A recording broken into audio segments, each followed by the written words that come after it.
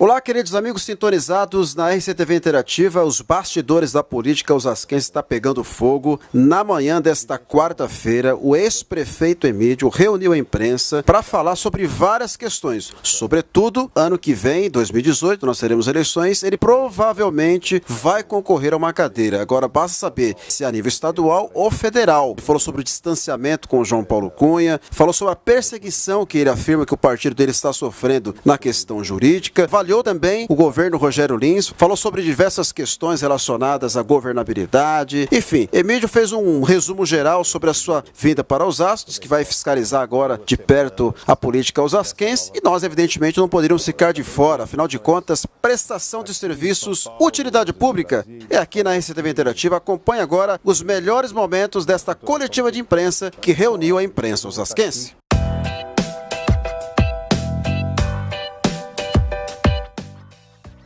A inauguração oficial, na verdade, é essa, é apresentar para vocês, que são representantes da imprensa, né?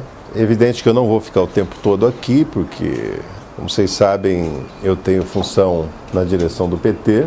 Aproveito para dizer, quem não sabe, eu deixei a presidência estadual do PT agora em junho, depois de 4 anos, e fui escolhido como novo tesoureiro, novo secretário nacional de finanças do PT, e tomei posse, portanto, há 2 semanas nessa nova função, né? Então eu também tenho funções aqui em São Paulo, às vezes em Brasília, fora daqui, e na estruturação do PT. Então é só isso, mas eu vou estar aqui algumas vezes durante a semana, alguns espaços, mas o escritório vai funcionar o tempo todo. E é mais um espaço, então, para a gente se encontrar e estar presente.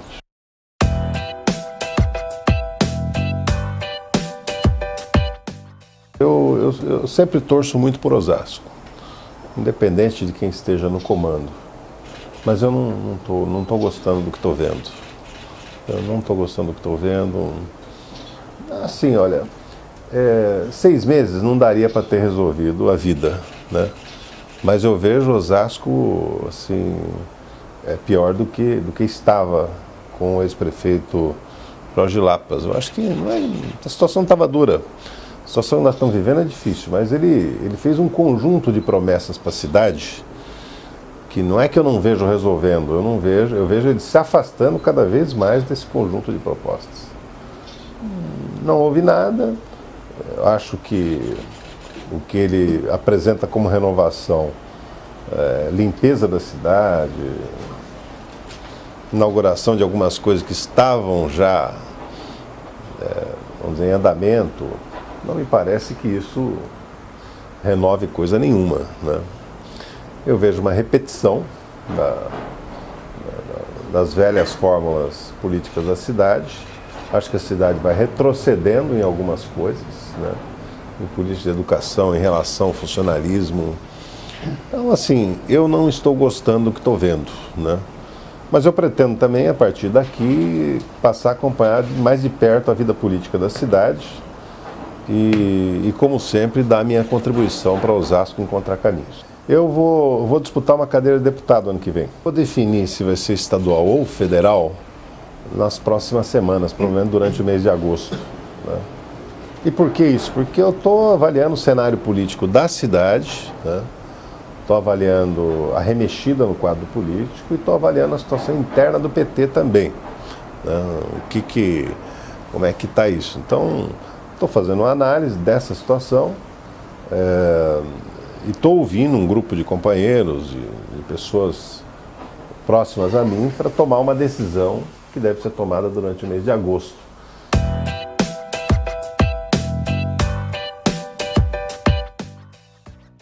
Olha, tem várias coisas que pesam. Vamos dizer, o quadro político eleitoral, quer dizer, quantos candidatos, quem são os candidatos que tem estadual federal, né? Pesa também, vamos dizer assim, a reorganização do mundo partidário em Osasco que pode acontecer. Não vamos esconder, por exemplo, a morte do Celso Giglio. Ele criou um vazio político, um vácuo político na cidade pelo peso que ele tinha. Quer dizer, tem uma análise a ser feita sobre o que acontecerá com esse legado, vamos dizer, eleitoral. Vamos chamar. Primeiro, o legado político é outra coisa, né? O que ele fez pela cidade e tal. Mas o legado eleitoral, aqueles eleitores que acompanham, para onde irão? Sabe? Quem o PSDB apresentará? Com quem ficará o comando do PSDB? Tem notícias de que... Bom, não vou especular sobre a vida de outros partidos. E também dentro do PT há uma questão assim... nós temos um deputado federal e um deputado estadual em Osasco. Ou seja, onde eu for entrar, eu tenho que desalojar alguém ou conversar ou convencer alguém a não ser. Eu quero evitar choque.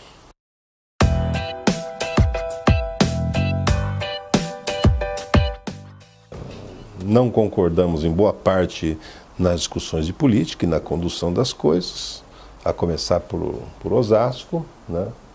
E temos concordância em outras coisas no plano nacional. Então, eu respeito muito ele, né? Não há nenhuma agressividade, mas há pontos de vista completamente diferentes, há rumos diferentemente traçados e há um distanciamento nesse momento. Não tenho... O caminho dele é um, o caminho meu é outro.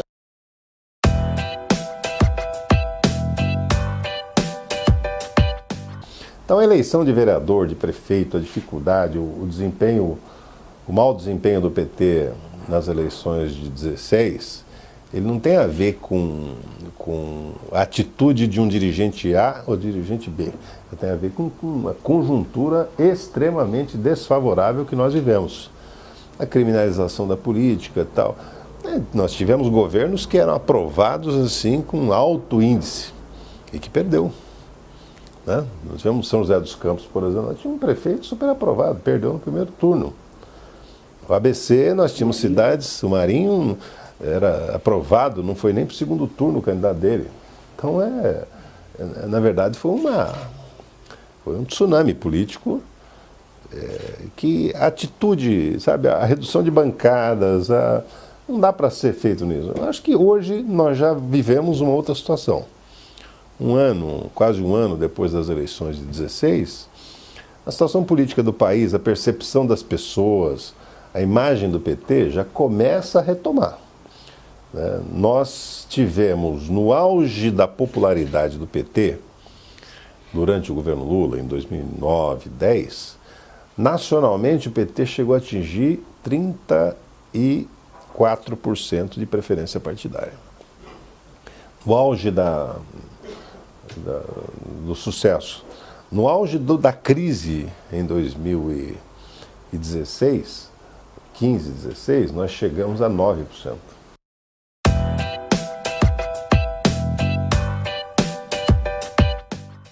Eu não conheço história de cidade que atinge um patamar de desenvolvimento alto, tanto no Brasil quanto fora do Brasil, fruto do acaso. Tem alguns frutos do acaso. A imensa maioria é fruto de planejamento. Você identificar corretamente as vocações da cidade, planejá-lo, alocar recursos para isso e ao longo de um período você vai obter resultados. Quer dizer, Osasco não saiu da 25ª posição do PIB nacional para a 9ª, por um acaso. Ela saiu porque houve um planejamento nesse sentido, que incluiu parceria com a associação comercial, com as entidades empresariais, que incluiu capacitação de mão de obra, que incluiu mudança na legislação, sabe? Que incluiu mudança no perfil, na infraestrutura da cidade para torná-la mais atrativa, novo código tributário. Então, é uma série de atitudes que levou a isso. O que eu acho que falta para Osasco hoje? Plano, ideia. Eu não vejo no atual momento um plano, uma ideia, um caminho, um horizonte claro para onde nós vamos chegar. Quer dizer, porque se você pegar os governos do Celso, são governos que tinham rumo. Eu posso não concordar com todos o que ele propôs, mas tinha rumo. O meu também tinha rumo. Muita gente pode não concordar, mas eu implementei uma política de desenvolvimento econômico forte, arrojada, né, que atraiu muita gente, atraiu muita empresa. Eu adotei uma política de urbanização de favelas, por exemplo, que deu resultados concretos, né? uma política de infraestrutura, de abertura de novas vias, de integração com a cidade, com as demais cidades, ousada. Então, assim, é um conjunto, entendeu? E um conjunto de políticas sociais, na educação, criação dos CELS, criação do programa Recreio nas Férias, qualificação de professor, nível salarial de professor melhor. Então, era um conjunto que elevou o padrão de Osasco. Eu acho que nós estacionamos.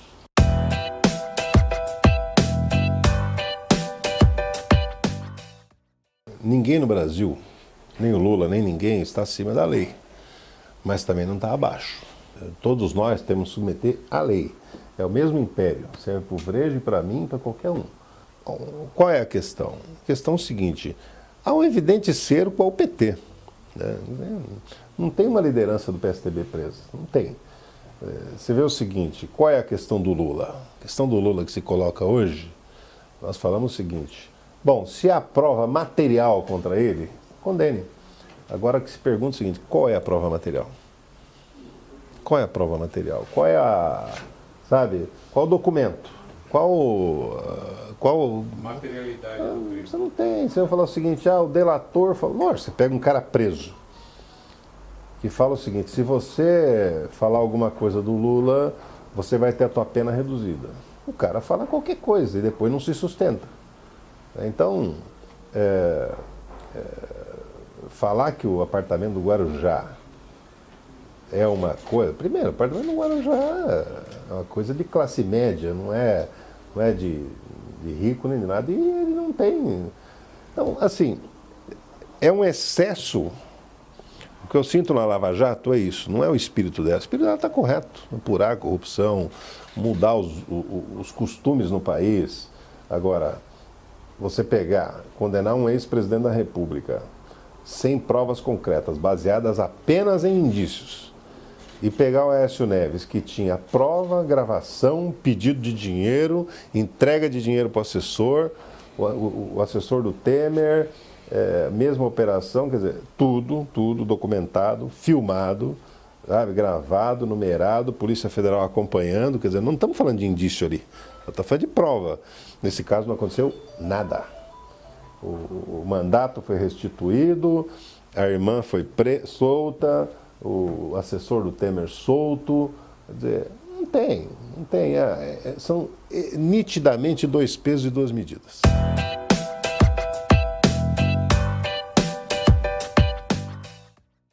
Olha, Osasco me deu tudo que eu sou. Eu tive aqui 3 mandatos de vereador, tive de deputado, tive 2 de prefeito e contribuí na eleição do prefeito Jorge Lapas depois. E primeiro eu sou muito grato ao povo de Osasco, ao carinho, ao apoio que sempre tive. E nos anos em que nós governamos a cidade, nós elevamos o patamar de Osasco. Nós criamos um plano de desenvolvimento que resultou em melhorias no padrão de educação, de habitação, de cuidados com a cidade, de saúde e assim por diante. E agora aumentou o desenvolvimento econômico, que atingiu um patamar como Osasco nunca tinha tido. E eu sou devedor de Osasco, por isso eu estou de novo abrindo o escritório em Osasco, acabei de abrir esse escritório, para acompanhar mais de perto a vida política da cidade, né, inclusive a atual administração, não no sentido apenas de criticá-la, mas de oferecer saídas. Sabe, eu quero, a partir daqui, também conversar com muitos agentes da cidade, econômicos, políticos, para pensar saídas. O que será uma saída para a cidade? Como é que se monta um programa que faça Osasco dar outro salto como deu nos últimos 15 anos? Quer dizer, como é que a gente encontra isso? Eu acho que essa é a expectativa que o cidadão espera de nós e pode contar comigo nessa tarefa para melhorar a nossa cidade.